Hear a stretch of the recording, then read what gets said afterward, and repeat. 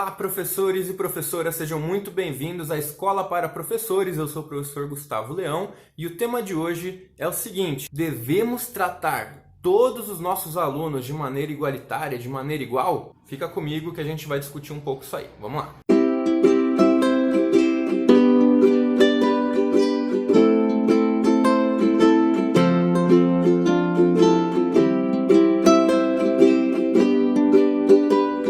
Pessoal, não existe nada mais justo do que você tratar as pessoas de maneira desigual, mas calma, não me xinga, calma, vem comigo. Se o seu aluno é surdo e você vai dar uma aula igual para todo mundo verbal, esse aluno ele é obrigado a ler seus lábios? Não, ele vai precisar de uma atenção especial e ele vai precisar talvez de um intérprete de Libras, ele vai precisar de mais materiais visuais, escritos. Muitas vezes esse aluno surdo, ele não é alfabetizado de maneira escrita ou também não é alfabetizado em Libras, se a família não incentivar desde jovem.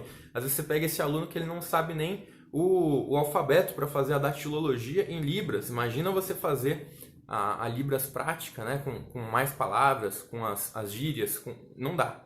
Então, se você tentar tratar esse aluno que é desigual de maneira igual, você vai estar sendo extremamente injusto com ele, porque você não vai alcançar a propriedade desse aluno.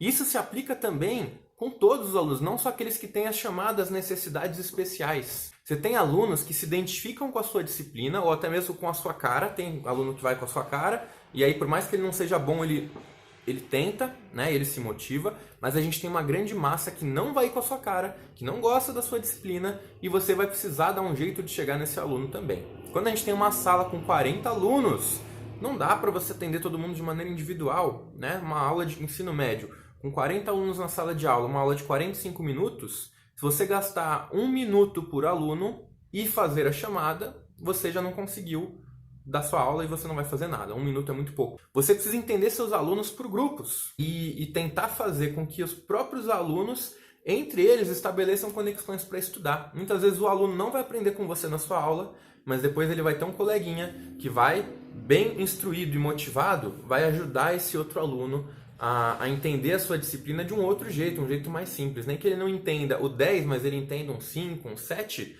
isso daí já é uma grande vitória, ele começa a pegar gosto. O que você precisa fazer para atingir o máximo de alunos que são desiguais? Modificar a metodologia de ensino. Se toda a minha aula eu passar texto na lousa, eu só vou ensinar os alunos que aprendem com texto na lousa.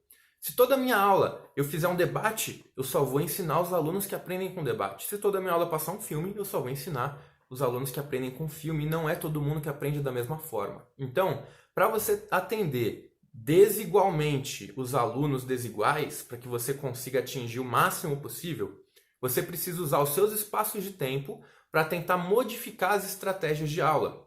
Atividades que você vai passar para casa, recomendações de assuntos diversos. O jeito que você explica tem que ser alterado também. Então, qual que seria uma receita de bolo que não existe, né? Seria você estabelecer pelo menos 4 metodologias diferentes e você tentar enxugar ao máximo o seu conteúdo para que em um mês você consiga repetir em semanas alteradas essas metodologias para você tentar atingir o máximo de alunos ao longo daquele mês, que vai representar o conteúdo do bimestre. E aí, em atividades de aprofundamento, você vai desenvolver esses alunos com questões, com exercícios. Então, se você, por exemplo, passar uma aula com uma leitura coletiva, onde os alunos vão pegar o livro didático e você vai lendo, para cada parágrafo, discute, manda um outro aluno ler, você está desenvolvendo a leitura, você está desenvolvendo a capacidade de debate, mas só essa aula não vai dar certo. Uma outra semana, você vai pegar e você vai passar a explicação na lousa, utilizando de desenhos, de pequenos textos, e você vai dar aquela aula mais expositiva,